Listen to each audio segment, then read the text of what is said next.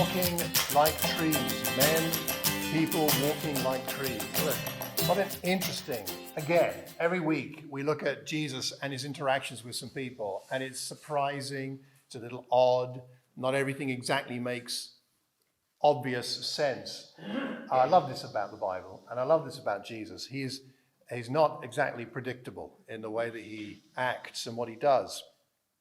And so what I'd like us to do is we're going to dig into this a little bit, and to begin, I'm going to ask you to do a bit of work, since I've done some work for this, so you can do some work as well.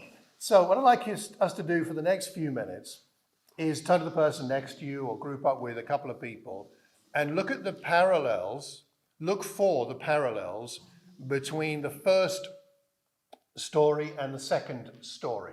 So the parallels between the healing of the blind man and the parallels between that and Peter declaring that Jesus is the Messiah. Have a look at those two incidents. One, a parallel, yes? I think the first one that we noticed is that in the first story, there's a point of clarification. The man thought there were trees that were upside down, then he saw clearly, then he realized that they were human beings. In the second story, you have a similar thing happening. Peter realizes you are the Messiah. So there's clarity, even in the second story. Clarification, you are the Messiah. Clarification in both incidents. Yeah, Bill. Both, at the end of both bits, it's almost the same thing. Don't even go into the village. And don't tell anybody about it. Okay, don't go, don't tell. Yeah. All right, a warning. Yeah. Okay, what else? What else do we see? Parallels. Aya? Just the fact that Jesus had to ask them specific questions. It was more Jesus trying to help them to think. He asked the disciples, "Who do people say I am?" He asked the man, "What do you see?" It's one thing to think, not just what people say, but what they have said, what has been revealed to them. Very good. Jesus asking a question in both of those stories. And that's surprising in that culture. Yeah. So firstly, it's the only time in the whole of the Gospels that Jesus ever asks someone about their healing. Doesn't ask them any other time.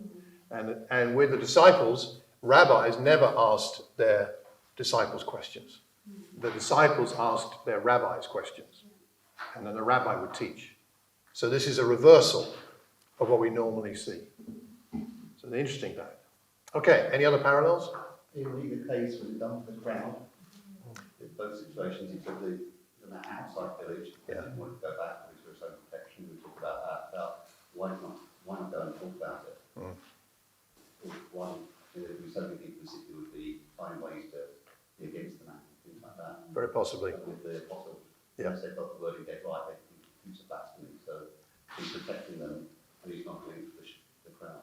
Yes, not for show, and as a protection to them, and I think also for the focus of his ministry, because he needed to get to Jerusalem eventually and not be stopped on the way.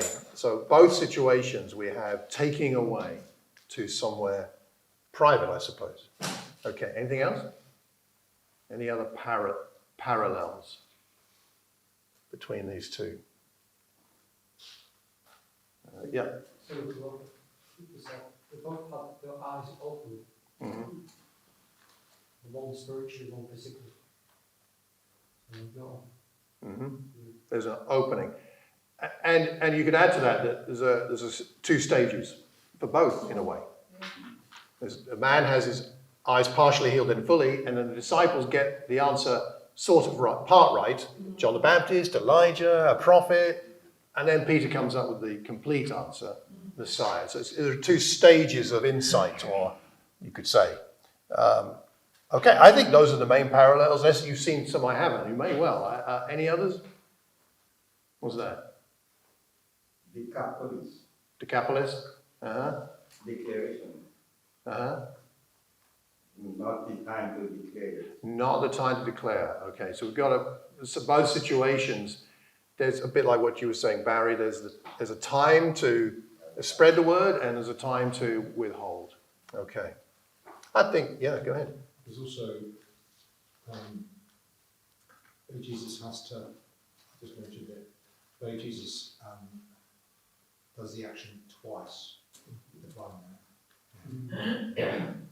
My belief is that, as we all know, that Christ wouldn't have necessarily needed to do the action twice to heal the person. So, sorry, but there's the bit in between why he's doing that. There's a reason he's doing that. Because he could have healed him from afar, distance, just the once. He goes out his way to do the action twice. With an element of trees in between is the question. Just right. But isn't that an amazing thing? You're right. So, okay, I'll tell you what, let's stop on that thought for a moment. Let's stay with that thought for a minute. Because I think we need to ask ourselves, why would Jesus do this?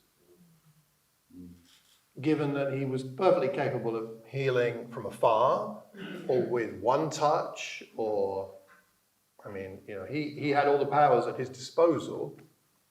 So why only deliberately, and I think we have to assume this, it's not stated in the text, but I think it's a reasonable assumption, he deliberately partially healed a blind man. Why would you do that? Or not why would you do it? Why might Jesus do that? Any thoughts? Well, sometimes to see if it's really working. Sometimes that's it, you're passing on a mechanic, isn't it? And you see this and that. The car's still the same. So maybe you ask him to see what the response was going to be. The guy going to be like, oh, I'm not healed, I still can't see it. Or, yeah. Could be. Could be looking for the reaction of the blind man. Okay? Maybe he was testing. Testing the blind man. Mm-hmm. Before he knew the first eye, he couldn't see properly. Mm-hmm. So he wanted to know if he would tell the truth. Would he tell the truth? What would his attitude be? Okay, could be that. Yeah, Jim. I think Jesus did it to tell me that healing sometimes takes time. And take time. In healing. Okay.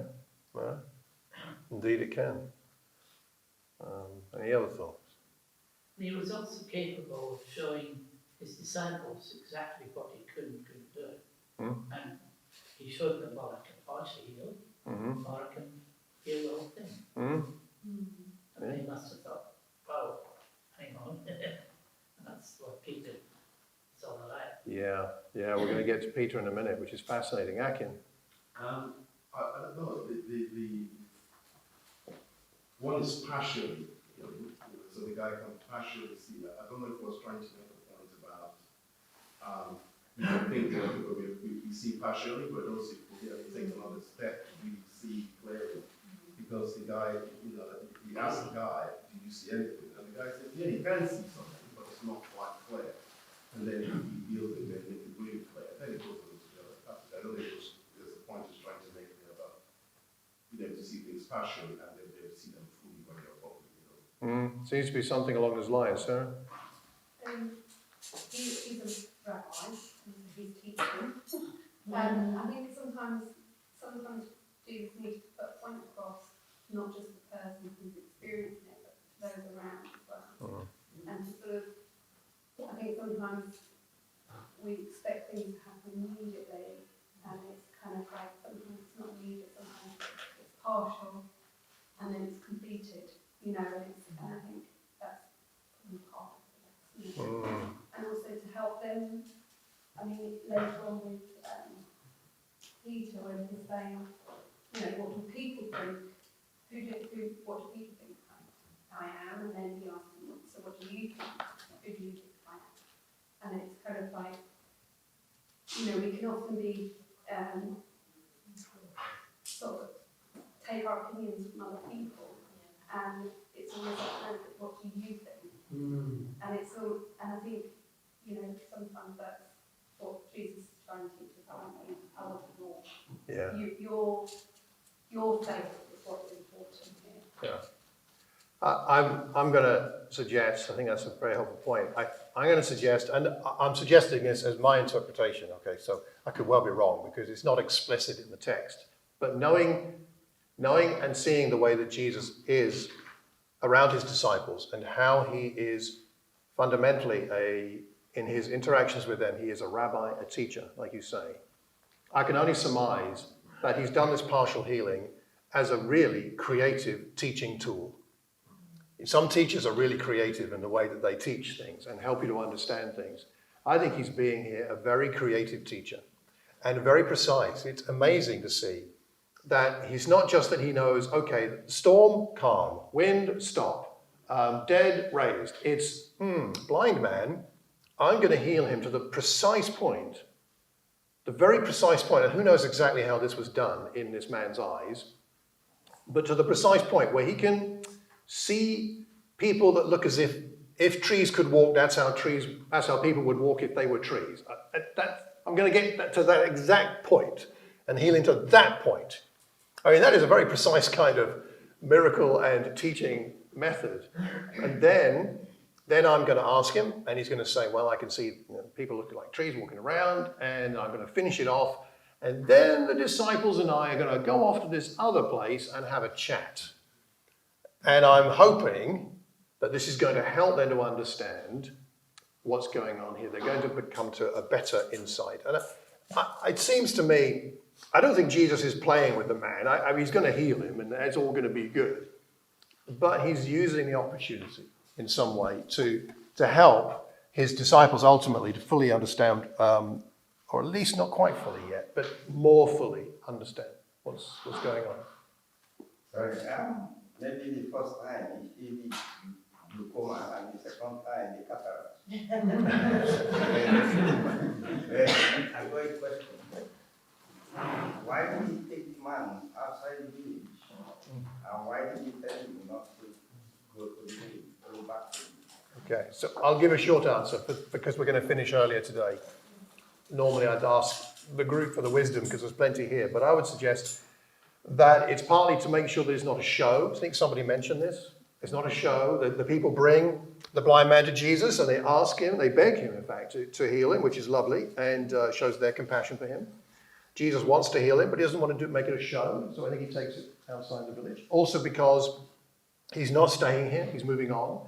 He's ultimately moving on to Jerusalem. And we're going to see here in chapter 8, this is a hinge point in the Gospel of Mark, where Jesus has been focusing primarily on doing miracles and teaching, and particularly in the north of the country. And now we're going to hear more and more about the cross and the costs and the suffering as he begins to move towards Jerusalem to the cross. So he doesn't want things to get in the way. Same thing with the disciples. He pulls them away so that he can just teach them and deal with them, and then they can move on together to ultimately the cross. So I think that's at least part of what's going on. Maybe not all of it, but something along those lines. Well, we go African version of the story. Probably they got a lot of witches in the village. That's it. Hey, I don't know about Bethsaida in the first century, but maybe, it's entirely possible. There's all kinds of strange things going on around Jesus, that's for sure. And so let me make a few comments and thoughts for us in terms of applying it to our own situation. It's really important, by the way, that as we do our own personal Bible study, we do try and get into the story and not just look at it on the surface level, right? And it's too easy to do that, and it doesn't sustain us spiritually. It'll do when you're in children's ministry or in a teen class, maybe. I don't know, even our teens are pretty deep, so maybe not enough for you. But as we grow as Christians, we've got to get into that text and then think, okay, what might be the application for us today? And so a few thoughts. We do have here a hinge, like I was mentioning earlier. We've got this, we're in Mark 8, it's almost exactly halfway through the gospel, and we're sort of halfway through the story in a way. And from this point on, there's a lot more talk about persecution and opposition, and the cross is looming. And when you read what Jesus is talking about and his teaching, you'll see the cross and suffering mentioned more and more and more as we get into the second half of Mark's gospel. So we're having this hinge point here. We see this second touch, I think, is deliberate. And then we see Peter having that sort of second touch where the other disciples say, maybe John the Baptist, Elijah, one of the prophets. Who do you say I am? And Peter says, Messiah.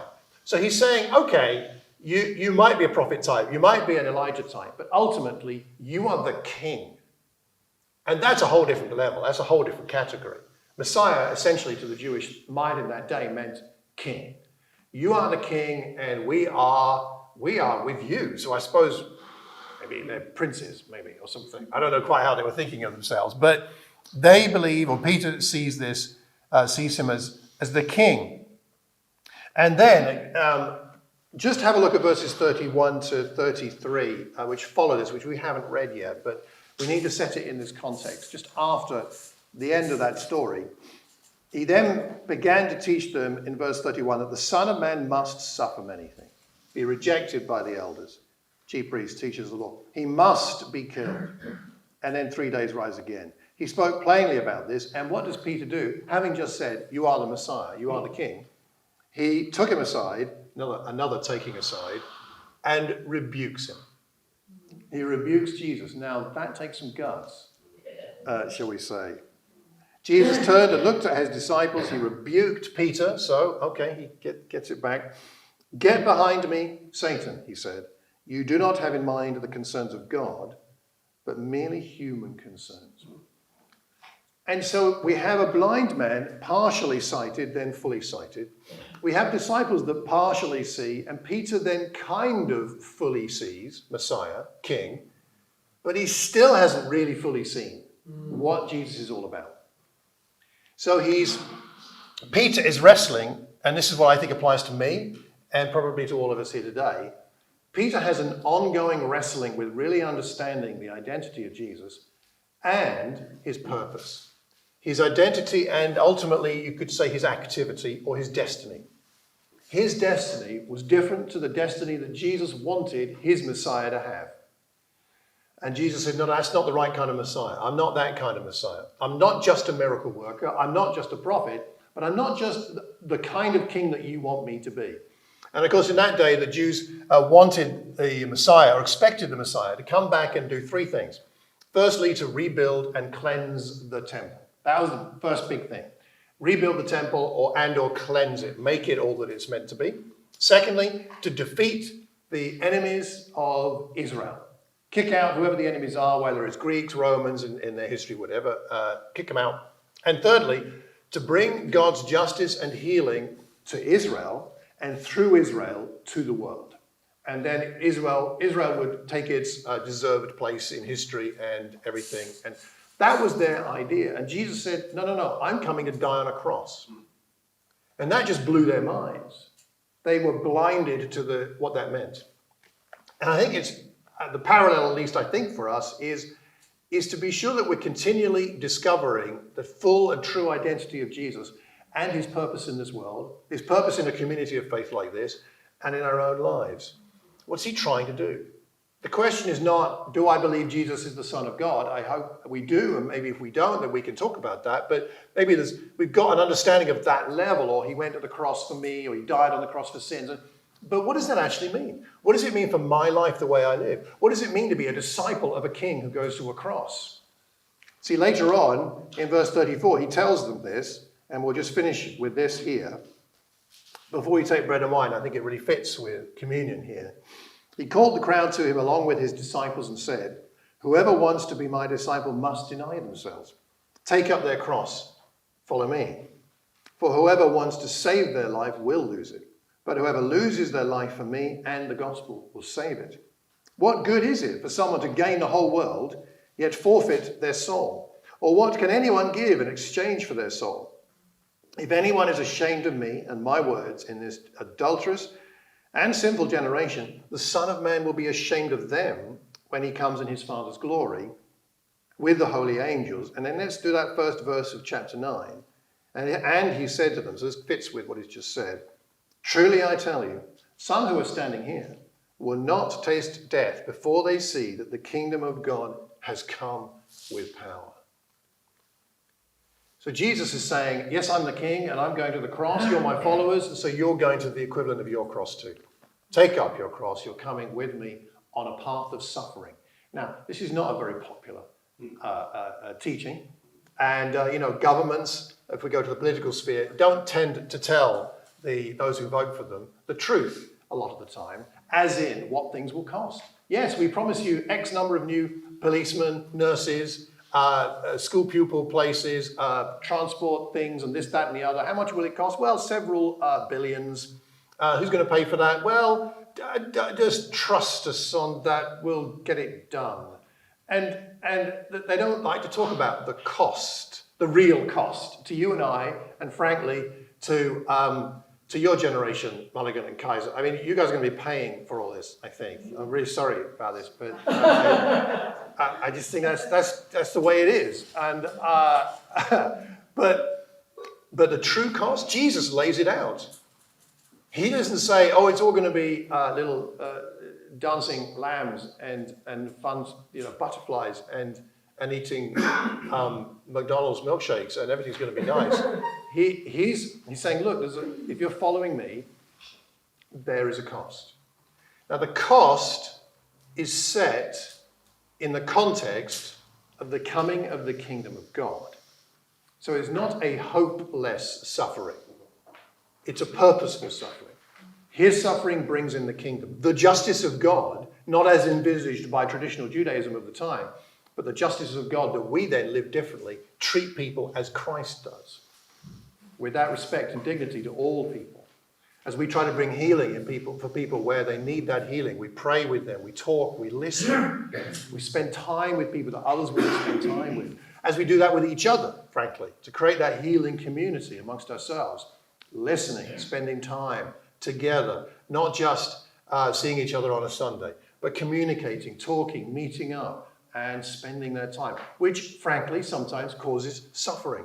I mean, it may not be the suffering of the cross exactly, but expending our time and energy for one another is costly, isn't it? It means we take time away from things that are more directly pleasurable, shall we say. And that's the calling, because the kingdom is coming, has come, and is glorious. A little bit of shame, a little bit of discomfort in this life is well worth the glory and the honor that will be ours along with Jesus at the end of this time. So, I think I'm a lot like, and perhaps we're a lot like the disciples who see Jesus, kind of know who he is, but sometimes don't embrace all of who he is. So my question for us, I'll leave you with this for today, is what is it in the way that you are living or the way you're thinking about these things? What is it that will help you to be sure that you're growing in your understanding of Jesus? That you're understanding him better, his identity and his activity or his destiny, and what that means for you. What helps you? That's one of the reasons I've gone back to London School of Theology to study this Master's in Theological Studies. Partly it's to do with a number of reasons, but part of the reason is it makes me think differently about Jesus. I'm around people who think differently about Jesus. I'm around people who read different books to me about Jesus and about the kingdom. I'm listening to people who have different experiences of Jesus to me. And that's healthy. And so that's part of my solution to growing to understand Jesus better. You don't have to do what I'm doing, but I think we all should have our own self-motivated plan. How am I going to get to know Jesus better? His identity, his activity, his destiny, and what that means for me.